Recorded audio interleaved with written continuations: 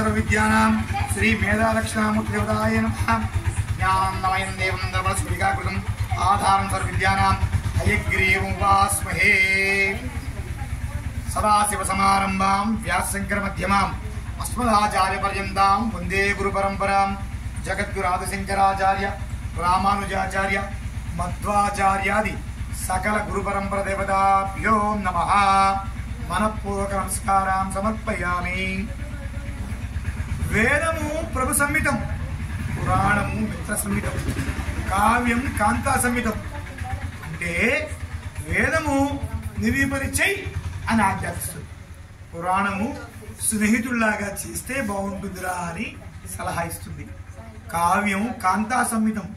కాంత అంటే స్త్రీ అని మాత్రమే అర్థం కాదు, ఇష్టమైనది అని అర్థం ఉంది. అంటే ఇష్టమైన రీతిలో నచ్చిన రీతిలో చెప్పేది కావ్యము. నివేపన చెయ్యి, వేదం చేస్తే బాగుంటుందిరా, నా కోసం చెయ్యవా, ఇది కావ్యం. వేదములు శృతులు అపౌరుషేయాలు, అంటే పురుష నిర్మితములు కావు, సాక్షాత్ ఆ పరమేశ్వరుడైనటువంటి శ్రీమన్నారాయణుడే చెప్పాడు మనకు అని కొన్ని శృతులు చెప్తున్నాయి. స్మృతి స్మృతులు, స్మృతులు శృతులు. అయితే వేదములు ఏమిటి? ఋగ్వేదము, యజుర్వేదము, సామవేదము. ఈ మూడు మాత్రమే ప్రధానంగా ఉన్నటువంటి మొదటి వేదాలు. ఈ మూడు వేదాల తర్వాత పూరక వేదంగా అధర్వణ వేదం వచ్చింది ప్రతీతి. అయితే సామవేదము సంగీత ప్రాధాన్యం గలది. ఋగ్వేదము ఈ సమస్తమైన ప్రకృతిని సృష్టిని స్తుతించేసేటువంటి విషయం. యజుర్వేదము మనుష్య సంబంధమైనటువంటి జీవన విధానానికి సంబంధించినటువంటి కృత్యాలను నిర్వహింపజేసేటువంటిది. ఋగ్వేదము, యజుర్వేదము, సామవేదము సంగీత ప్రాధాన్యం ఉంది. వేదములలో చెప్పినటువంటి విషయాలు అనంతమైనటువంటివి. వేదము ఒక విజ్ఞాన ఖని. వేదము మానవ జీవన ఆదర్శ దార్శనికమైనటువంటి ఒక పెద్ద ఘని. అటువంటి వేదముల రాశిని వేదవ్యాసుడుగా చెప్పబడేటువంటి పరాశరాత్మజుడి యొక్క గొప్పతనం చేత, శిష్యశక్తి చేత నలుజరుగులుగా ప్రచురింపబడ్డాయి, ప్రాచుర్యం కాబడ్డాయి. అంతేకాకుండా వేదములతో సమానమైనటువంటి పంచమ వేదం అని చెప్పబడినటువంటి జయమునడి సంహితను కూడా వేదవ్యాసుడు నుడివాడు. వేదవ్యాసుడు ఎప్పుడైతే ఆ పరాశరాత్మజుడు వేదములని తన శిష్యశక్తి ద్వారా నలుజరుగుల ప్రాచుర్యం తీసుకొచ్చాడు, ఎప్పుడైతే జయమునడి సంహితను ప్రపంచానికి అందించాడో అప్పటి నుంచి ఆయన వేదవ్యాసుడిగా పిలువబడ్డాడు. అంత క్రితం వ్యాసుడు మొదట పరాశరాత్మజుడు.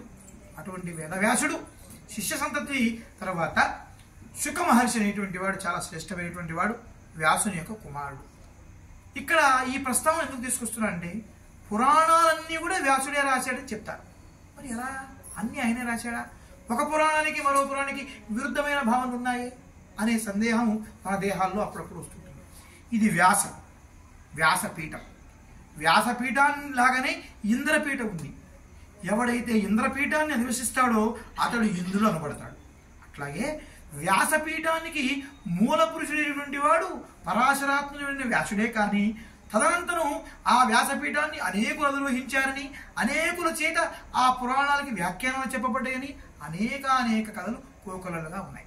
ఎట్లాగైతే జగద్గురు ఆదిశంకరాచార్యుల వారి చేత 4 పీఠాలు స్థాపింపబడి సమన్వయంగా కంచిలో పీఠాన్ని ఏర్పాటు చేసుకుని దక్షిణామ్నాయంగా శృంగేరి, ఉత్తరామ్నాయంగా పశ్చిమామ్నాయంగా తూర్పామ్నాయంగా ఆ బదరి, ద్వారక, పూరీలను స్థాపించి కంచిని తనెవరైతే శిష్యుడికి పీఠాధిపత్యం ఇచ్చిన తర్వాత తాను అక్కడ ఉండరాదు కనుక వెళ్ళి కంచిలో ఈ 4 పీఠాలకి సమన్వయంగా తాను ఏర్పాటు చేసుకున్నాడని ఎట్లయితే ఉన్నదో, ఇప్పటికీ మనం శృంగేరి స్వామివారిని కానీ, పూరి స్వామివారిని కానీ, అట్లాగే బదరీ స్వామివారిని కానీ, కంచి స్వామివారిని కానీ ఏమంటాము?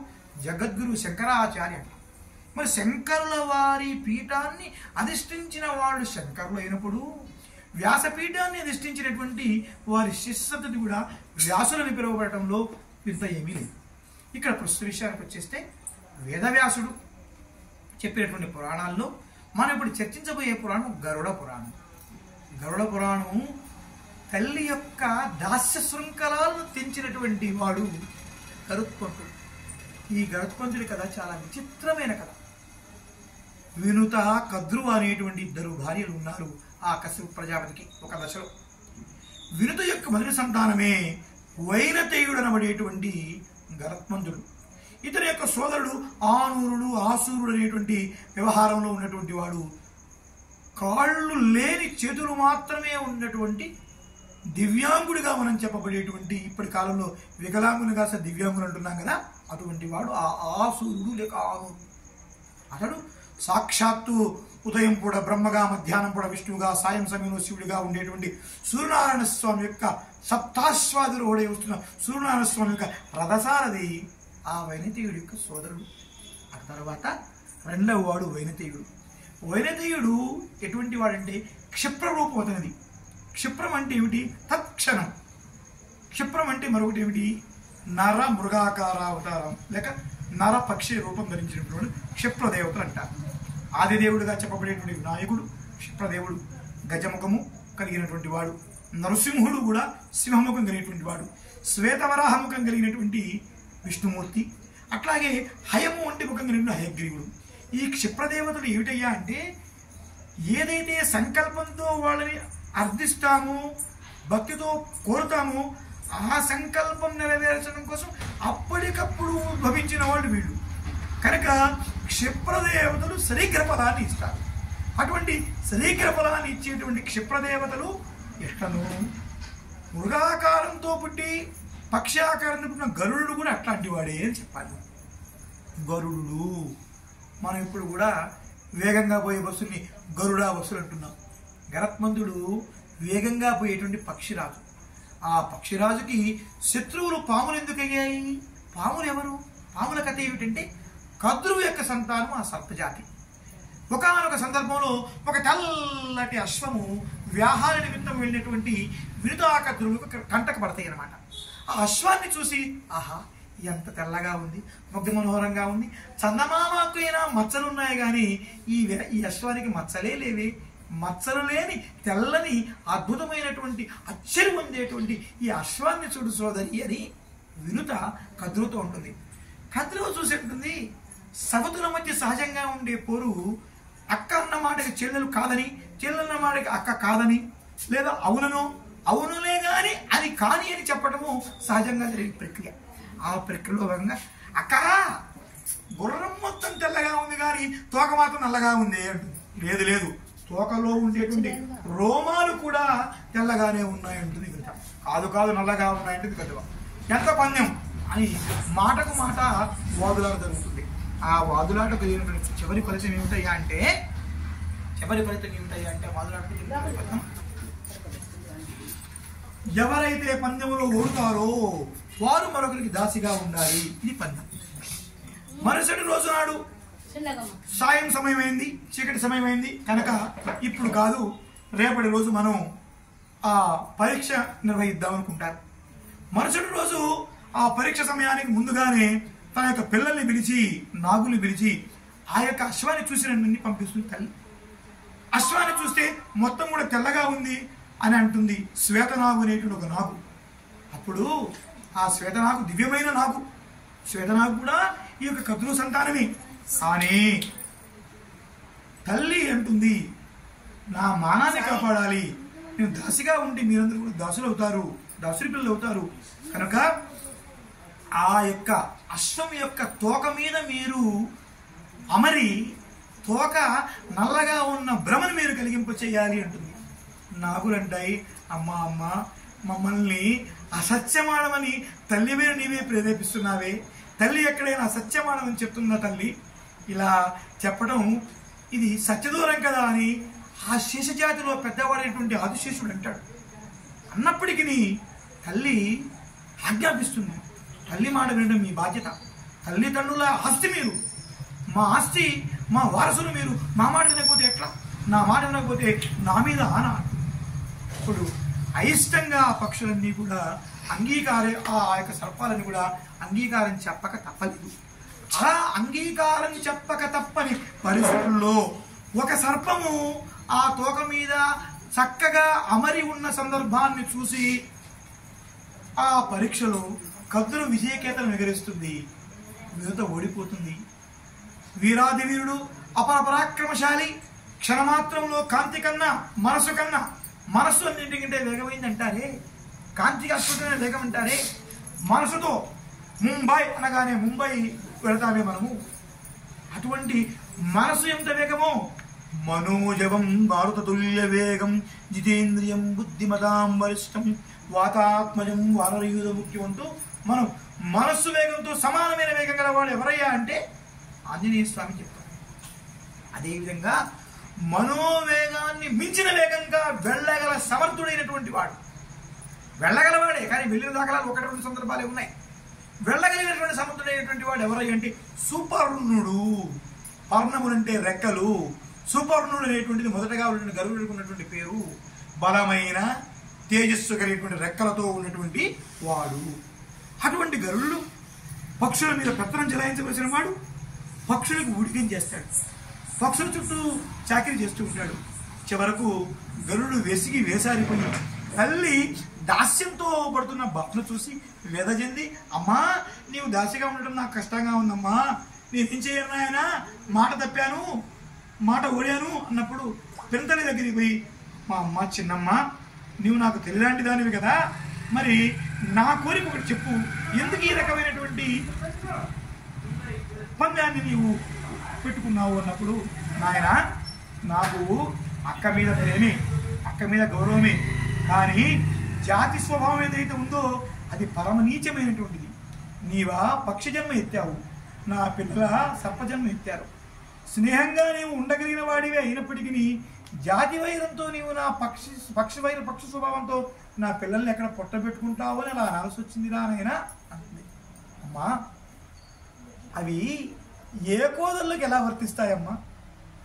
మనం ఏ కోదళ్ళు లాంటి వాళ్ళు, ఒకే గర్భవాసాన పుట్టినటువంటి సంతానం నేను కానీ సర్పజాతి కానీ, అదేమిటి ఏ కోదలు ఎలా అవుతాము అనే సందేహం మీకు కలుగుతుంది. నవమాసాలు తల్లే మోస్తుంది అనుకుంటారు మీరు, అది తప్పు. తల్లి మోయటానికి ముందు శిశువును మోసేది ఎవరు తెలుసునా? తండ్రి. తండ్రి ఎలా మోస్తాడు? అన్నం వల్ల శక్తి. ఆ శ్లోకం తర్వాత చెప్తాను, క్లుప్తంగా చెప్తున్నాను. రేతస్సు అంటే శుక్రకణం. శుక్రకణం ఎలా ఉత్పత్తి అవుతుంది? అనేక సంఘటనలు శుక్రకణం ఉత్పత్తి అవుతుంది. ఆ ఉత్పత్తి అయినటువంటి శుక్రకణం అనేది బీజం. బీజ ప్రాధాన్యమే కానీ క్షేత్ర ప్రాధాన్యం కాదు. అటువంటి ఆ బీజం అనేది చచ్చు బీజం అనుకోండి, ఎంత మంచి ఎరువులో వేసినా, ఎంత మంచి మట్టిలో వేసినా మొలకెత్తుతుందా? మొలకెత్తదు. కదలిక ఉన్న బీజము, చైతన్యంతో కూడుకున్న బీజము, ఏ విధమైన రోగాలు వచ్చినా తట్టుకోగల బీజాన్ని ఉత్పత్తి చేసేది ఏమిటి? రేతస్సు. ఆ రేతస్సే శుక్రకణం. ఆ శుక్రకణంలో తండ్రి యొక్క గర్భంలో ఆ రేతస్సు ఉద్భవిస్తుంది. తండ్రి యొక్క గర్భంలో ఉద్భవించిన ఆ రేతస్సు వీర్యంలో, శక్తి రూపంలో, తేజస్సు రూపంలో, మేధస్సు రూపంలో, ఆ వీర్యం రూపంలో నుంచి ఆ వచ్చిన ఆ శుక్రకణము తండ్రి యొక్క గర్భంలో రమారమి 2-3 యామాలు ఉంటుందట ఉత్పత్తి అయిన తర్వాత. ఆ 2-3 యామాలు ఉన్నటువంటి ఆ శుక్రకణం యొక్క కదలిక చైతన్యం అనేది మరొక యామం వరకు అది జీవంగా ఉంటుందట. అంటే శరీరం నుంచి బయటకు వచ్చిన తర్వాత కూడా, అంటే టెస్ట్ ట్యూబ్ బేబీ అంటారే అది. ఈ రేతస్సు ఏదైతే ఉందో ఈ రేతస్సు కదలిక లేని క్షేత్రంలో ఉన్న అండాన్ని చేరి ఆ అండం ఫలదీకరణం చెందిన తర్వాత శిశువు రూపంలో గర్భవాసాన్ని తల్లి మోస్తుంది. అంటే తల్లి నవమాసాలు మోస్తుంది, కానీ నవమాసాలు మోయడానికి మూల కారణమైనటువంటి ఆ రేతస్సుని శరీరంలో మోసినవాడు తండ్రి. అందుకోసం కొంతమంది అనుకుంటారు సవితుల సంతానం ఇద్దరు కూడా ఒక గర్భంలో పుట్టలేదనుకుంటారు, కానీ అది చాలా దోషం, చాలా తప్పు. సవితులు వేరు, తల్లులు వేరైనా తండ్రి ఒక్కడెప్పుడైతే అవుతాడో తండ్రి సంతానం, తండ్రి గర్భంలో ఏర్పడ్డటువంటి ఆ రేతస్సే ముఖ్యం. అందుకోసమే కౌరవులైనా పాండవులైనా ఎవరైనా సరే, ఎంతమంది అయినా వేరే వాళ్ళైనా ఎవరైనా సరే తండ్రియే జనన కారకుడు, తండ్రియే ముఖ్యం. కనుక అమ్మా ఇదంతా కూడా ఎవరు చెప్తారు? గరుడు చెప్తాడు. అమ్మా ఏ కోదల్లో కాదని ఎందుకు అనుకుంటున్నావు అమ్మా? నా తోబట్టినటువంటి తమ్ముల్ని నేనే కడతేరుస్తాను ఎందుకు అనుకుంటున్నావమ్మా? ఇది సరైన పద్ధతి కాదమ్మా అంటూ ఉంటాడు.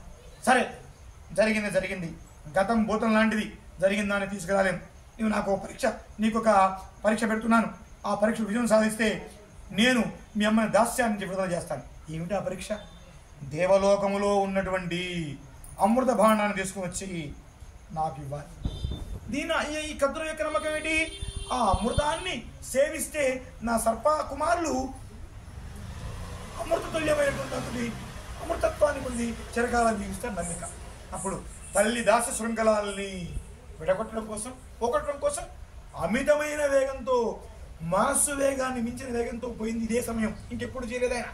మనోవేగాన్ని మించినటువంటి గొప్ప వేగంతో ఇంద్రలోకానికి వెళ్ళి ఇంద్ర సైన్యాన్ని తుత్తినీలు చేసి 24 గంటలు బై 7 అంటామే, 24/7 అని 24/7/366. ఎందుకు 365 అనదు? లీప్ సంవత్సరం వస్తుంది కాబట్టి. అనుక్షణం ప్రతిక్షణం పహారా కాస్తూ కంటికి కరు రెప్ప రక్షలాగా ఎట్లయితే ఉంటుందో ఆ రకంగా అమృత భాండానికి రక్షగా ఉన్నటువంటి సమస్తమైనటువంటి వీర భయంకరమైనటువంటి దేవ బలాన్ని కూడా ఎదిరించి తల్లి కోసం అమృత భాండాన్ని తీసుకొస్తాడు. ఎలా తీసుకొస్తాడని చాలా పెద్ద ఉపాఖ్యానం అవుతుంది. ఆ ఉపాఖ్యానం చెప్పకుండా విస్తరణ భీతి చేత విరమించుకొని సూర్య కథలోకి వస్తే ఆ అమృత భాండాన్ని తీసుకొచ్చి తన తల్లికి ఇచ్చి శరణు వేడి తన తల్లి దాస్యంగా తీసుకొచ్చాడు. తీసివేసిన తర్వాత జరిగేటువంటి కథ ఏమిటంటే, దర్భలు పవిత్రమైన దర్భ మీద వాటిని అమృత భాండాన్ని పెట్టి, కొన్ని దర్భల్ని కుశల్ని కూడా అమృతం పరిభాండాన్ని పెట్టి పూజ చేస్తుంది. ఆ సందర్భంలో నాగులు వచ్చి ఆ అమృతాన్ని తాగడం కోసం దర్భలు ఈ కుండ ఒలికిందనే భావనతోటి ఆ దర్భల మీద నాలుకలు పెట్టడం వల్ల దర్భ యొక్క కొచ్చిడిదనానికి సర్పజాతి యొక్క నాలుకలు మొత్తం 2 నాలుకలుగా అయిపోయింది అనమాట.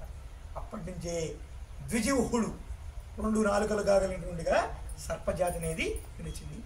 కొన్ని సర్పాలు అమృతాన్ని సేవించగలిగి అమృత సమానమైనటువంటి పక్ష కూడా ఏమి చేయలేని విధంగా దేవనాగులుగా కొన్ని మిగిలినవి, కొన్ని ఏమో ఆ సర్పాలు స్వీకరించకుండా అనేపోయినాయి.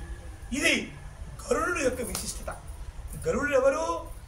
తల్లి యొక్క దాస్య శృంఖలాలని తొలగించడం కోసం అహర్నిశలు తప్పించిన వాడు. అటువంటి గరుడు మనం చెప్పుకోబోయేటువంటి గరుడ పురాణంలో శ్రోత. మరి చెప్పిన వాడెవరు?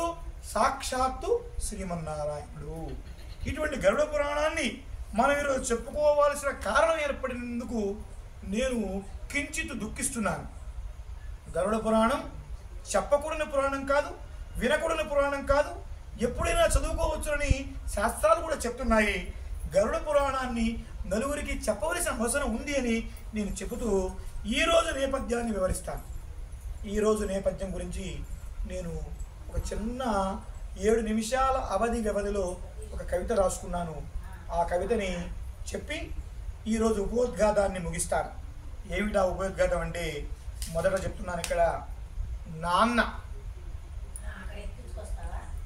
నా అన్న గుర్తింపునిచ్చినవాడు, నేనన్న గుర్తింపునిచ్చినవాడు, నాకు అన్నవోలో ఉండేవాడు. చాలామంది నన్ను గణపతి శాస్త్రి గారి మనవడు అనుకోరు, గణపతి శాస్త్రి గారు కొడుకు అనుకుంటారు. మా నాన్నగారు నాకు అన్న అనుకుంటారు.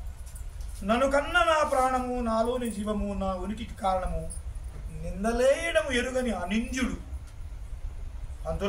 పంతులమ్మా అని నోరారా ఇష్టముగా తినని తీపి వంటి మనసు, చలికాలములో సైతము చల్లటి నీరును తాగిన చల్లటి ఉల్లము గల కాయము, సమయపాలనకు మూలమైన రూపు, కష్టపడుటయే కాని కష్టపెట్టని తత్వము, జయనామ వత్సరమున సోమవారమున ఆషాఢమున మా తాతను చేసి మా కోకిలామ్మను అమ్మను చేసిన చంద్రుడు.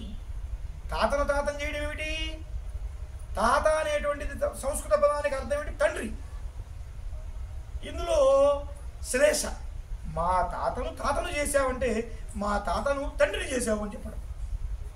తాత త్యాగరాజ పేరున్నట్టి త్యాగభావనకు రూపువు, మంగళాంబ పౌత్రుడవై సర్వమంగళ నిత్యమంగళకరమైన ఆంజనేయుని పేరును అవతరించిన నవవాక్య పండితుడు.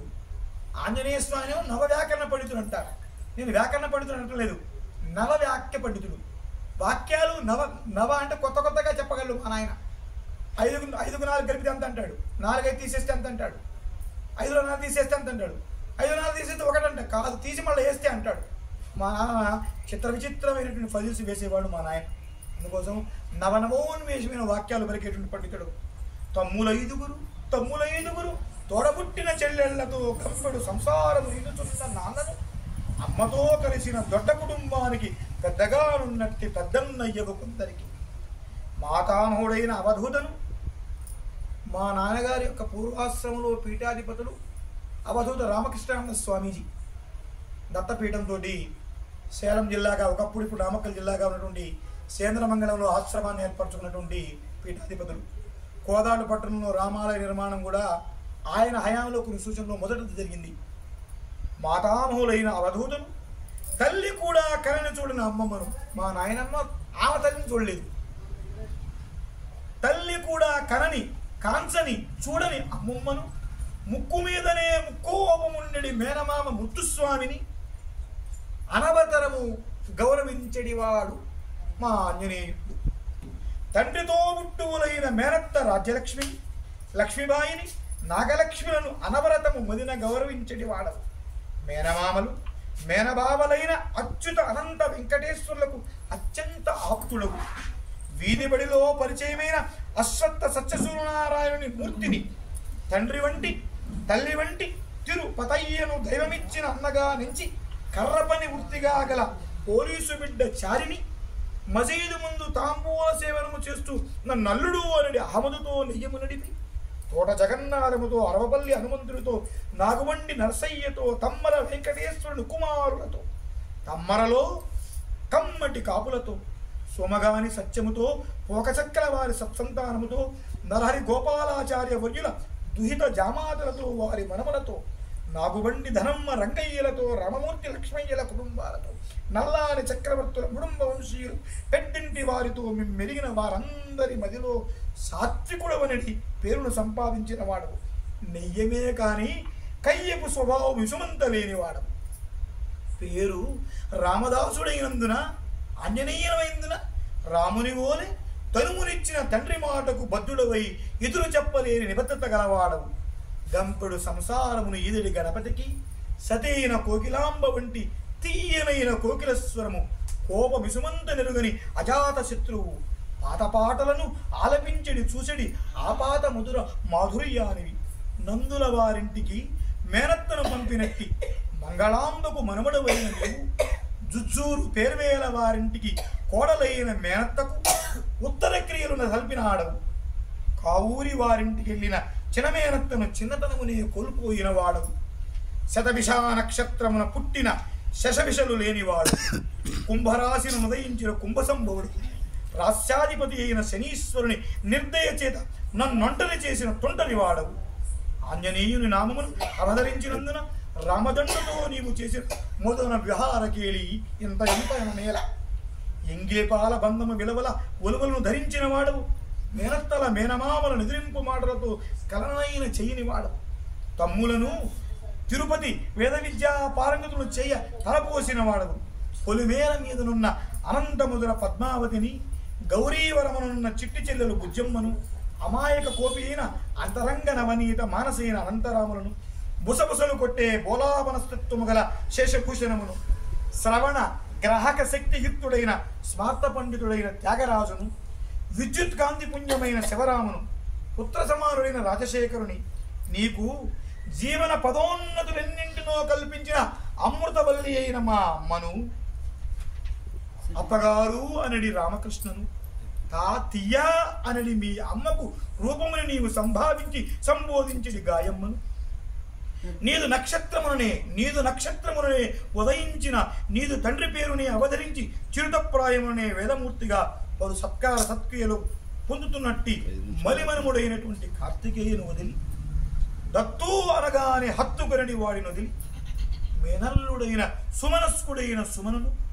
మాధుర్యపు మాధవిని అనురాధ ఐశ్వర్యపు పూర్ణిమను అనంతరాముని మణిని జాడలేని రాజీని చిరుతచూపుల సాయి గణేశుని అమెరికాలోనున్నట్టి కిషోరుని ఆనందమును ఆవిరి చేసుకున్నట్టి నందిని మార్తి పవనుని రమా సంతోషుని శ్రావణ సమీరాన్ని సుబ్బును సర్వవ్యాపకునిగా వెలుగుతూ ఆలి కొరకు వెతుకులాడు విష్ణునదిలి నీవు కోల్పోయిన శ్రీనివాసుని పేరును రూపును కన్నట్టి నన్ను నా శ్వేతపత్రాన్ని అమ్మాయని అమ్ములను వదిలి జయనామమును కలిగిన మంగళవారమున మమ్మొదిలి కట్టెవై కట్టెల పాలైతివి కదరా కట్టుకున్న దానిని కన్నవారిని కనిపెట్టుకుని ఉన్న రాజయ్య మామయ్యను, నీ అక్కను లక్ష్మీబాయిని, నీ బావ లక్ష్మీ నృసింహాన్ని, విశ్వనాథాన్ని చేరితివా రామనాథం దిశగా, నాగలక్ష్మి సహిత సూర్యనారాయణ సాక్షిగా, నందుల వెంకటేశ్వరులు తాత నిన్ను సైకిల్పై కూర్చుండబెట్టుకుని చేసిన ప్రయాణాలు, అనంతరాముడితో కొనిపెట్టుకున్నట్టి వాచీల ముచ్చట్లు, అనంతగిరి సీతమ్మ హైమలు, ఏలేశ్వరుడు భవానీ శంకర సుబ్రహ్మణ్యుని అన్నపూర్ణను, రమేశుని వరాలను, అన్నాయని పిలిచడి తమ్ముళ్ళు వదిలి బాబాయినడి రామప్ప జపాలకు స్వస్తి పలికి, నీకిష్టుడైన మాటేటి లక్ష్మీ నరసింహుని, మహంకాళి నాగయ్యను, రాజశేఖరుని, శంకరరావుని, కృష్ణరావుని, గిరిజన బిడ్డడైన మోహన్ను వదిలి నీ బంటులైన దిలావరును, సేవలొచ్చిన జబ్బారు కొడుకును, అరవపల్లి కుమారులను, మన గుడిబండలోని బండలను బండల విసేలా ఏడుపులకు గురి చేసి మన ఊరిని మన వీధిని లతీపును భక్తుల వెంకన్నను, ఊరి ముచ్చట్లు చెప్పడి ఇలవల వెంకటేశ్ ఊరి ముచ్చట్లు చెప్పడి ఇరువల వెంకటేశ్వరుని వదిలి వదిలి కార్తీక మాసమున శంభులింగేశ్వరుని బిల్వార్చనలో పాల్గొని వంట రమణునితో కూడి ఇంటికొచ్చి సంజీవనుని గ్రోలియు జాతి సుబ్బరాయ ధన్వంతరి సూచనలతో గాయత్రి సన్నిధికేగి నీకిష్టమైన విద్యుడైన పులరావు వైద్యశాల ఎందు మమ్మొదలి మమ్ములందరినీ వంటలు చేసి నాకన్నా ముందు కొట్టిన మల్లిగాడు చిన్నబాబుల బాబుల వద్దకు చేరితివి చిద్విలాసముగా. నాకు మారుడైన శ్రీనివాసుని వదిలి నీ కుమారుడైన శ్రీనివాసుని చేరితివి. క్రోధినామ సంవత్సరపు క్రోధపు తీవ్రతను నాకు రుచి చూపించితివి. ఈ తుంటరి పనులేలా చేసిదికో ఏమో.